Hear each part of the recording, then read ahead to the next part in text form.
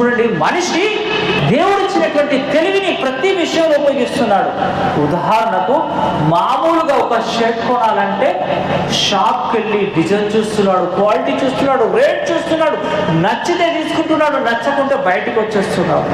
ఒక పూట కోసం వండుకోవడానికి కూరగాయలు కొనేటప్పుడు తిప్పి చూస్తున్నాడు, పురుగులు ఉన్నాయా, పుచ్చులు ఉన్నాయా, మెత్తగా ఉన్నాయా అని పరిశీలించి తీసుకుంటున్నాడు.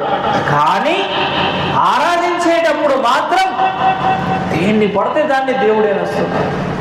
మనిషికి ఉన్నటువంటి బలహీనతలు, మనిషికి ఉన్నటువంటి లోపాలు, మనిషికి ఉన్నటువంటి అవసరాలు ఆయనకు ఉండవండి, ఆయనకుండవు. మనం పొద్దున భోజనం చేశాం, మళ్ళీ రాత్రికి మనకు ఆకలి వేస్తుంది, మనం అన్నం తినాలి, మనం అన్నంపై ఆధారపడి ఉన్నాం. మనం పొద్దుంతా పనిచేసిన తర్వాత అలసిపోతాం, మనకు నిద్ర అవసరం. కానీ దేవుడికి ఇలాంటి అవసరం ఉండవండి. కామము, క్రోధము, లోభము, మదము, రజోగుణము, జననము, మరణము, కార్పుణ్యము, శోకము, సోమరితనము, ఆకలి, దప్పిక, ఆశ, లజ్జ, దుఃఖము, విషాదము అనేటటువంటి దోషములకు ఆయన అతీతుడు. ఇలాంటి దోషములు, ఈ బలహీనతలు మనిషికి ఉంటాయి, కానీ ఆ దైవానికి ఉండవండి. ఆ దైవానికి ఉండవు.